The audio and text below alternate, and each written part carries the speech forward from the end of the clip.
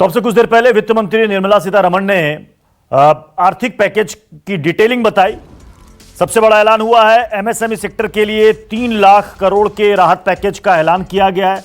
इसको 3 अलग अलग भागों में बांटकर, और साथ ही इसमें जो वेतनभोगी हैं उनके लिए भी अलग से प्रावधान किया गया, रियल सेक्टर के लिए भी इसमें किया गया, एनबीएफसी के लिए भी इसमें प्रावधान किया गया है। अलग अलग वर्गों को इसमें राहत देने की कोशिश की गई। हमारे साथ मनीष कुमार, हमारे असिस्टेंट एडिटर, इस वक्त जुड़ चुके हैं।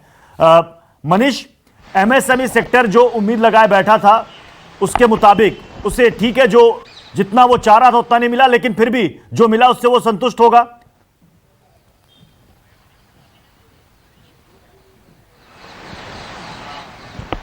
देखिए, इसकी प्रतिक्रिया है कि एमएसएमई की तरफ से प्रत्युष, लेकिन आपको बता दें कि 3 लाख करोड़ का जो है राहत पैकेज देने का ऐलान किया गया है, जिसमें प्रिंसिपल के भुगतान पे अगर जो कर्ज ले रहे हैं एमएसएमई बैंकों से उसके 1 साल की उनको मोरेटोरियम दी गई है। साथ ही साथ ब्याज दर में भी जो है उसको कैप करने की बात कही गई है।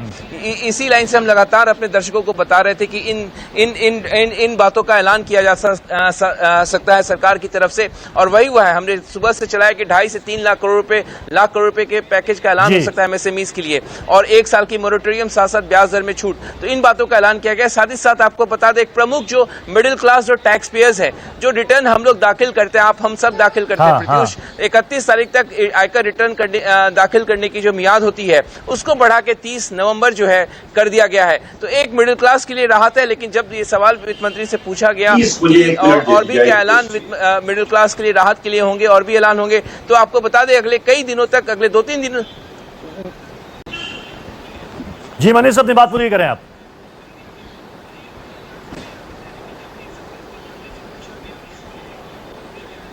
जी बिल्कुल, तो मैं यही कह रहा था कि जब वित्त मंत्री से सवाल पूछा गया मिडिल क्लास को राहत देने को लेकर, तो उन्होंने साफ तौर पे कहा कि अभी इंतजार करिए, अगले 2-3 दिन और प्रेस कॉन्फ्रेंस होंगे अलग अलग सेक्टर्स के लिए। आज हमने देखा कि एमएसएमई को फोकस किया गया था, एनबीएफसीज को फोकस किया गया था प्रत्युष। एनबीएफसीज को पैसा दिया गया है 50,000 करोड़ का। आपको बता दें, जो हाउसिंग फाइनेंस कंपनियां हैं, माइक्रो फाइनेंस कंपनियां हैं, जो छोटे छोटे जगहों पे जो हमारे जो लोग होते हैं, गाँव मजदूर जो होते हैं, उनको लेंडिंग माइक्रो फाइनेंस कंपनियां करती है, उनको सशक्त करना, तो उनके लिए एक लिक्विडिटी की विंडो उपलब्ध कराई गई है। तो ये तमाम ऐलान जो है किए गए। आपको बता दें, जो हाउसिंग प्रोजेक्ट्स होते हैं, एक प्रमुख जो है रेरा के, ऐसे कई हाउसिंग प्रोजेक्ट्स हैं जो कि कोविड-19 के लॉकडाउन में वहां पे काम रुक गए होंगे, कंप्लीशन जो है वहां पे देना होगा वो रुक गया होगा।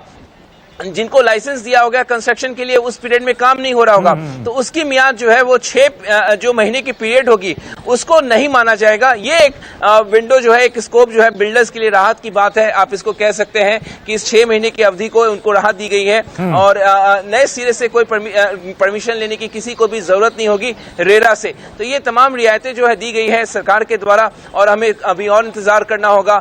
वित्त मंत्री का साफ कहना है कि उनकी झोली में और भी काफी कुछ ऐलान करने के लिए। मुकेश मोहन गुप्ता जी, बिना किसी गारंटी के कर्ज मिलेगा, ऑटोमेटिक मिलेगा, 1 साल तक के लिए आपको कोई किस्त नहीं चुकानी होगी, 4 साल में आपको वो कर्ज चुकाना पड़ेगा, ये सारी राहतें।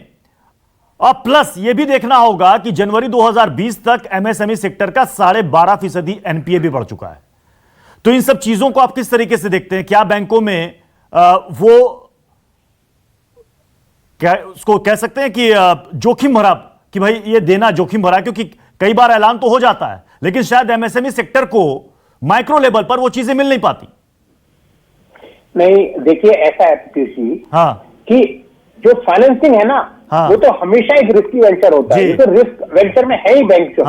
लेकिन जो ये आप बात कर रहे हैं कि एनपीए बढ़ गया, देखिए आज फाइनेंस मिनिस्टर ने भी कहा कि भाई जो क्लीनिंग ऑफ बैंक था वो हमने किया। ये एनपीए ऐसा नहीं है कि आज या कल का है या 1 साल पुराना है, ये because of the cleaning of the bank ये एनपीए थोड़ा बढ़ गया। और ये सब जानते हैं कि जो ग्लोबल सिचुएशन थी इकोनॉमी की, वो बहुत अच्छी नहीं चल रही थी पहले भी इस लॉकडाउन से।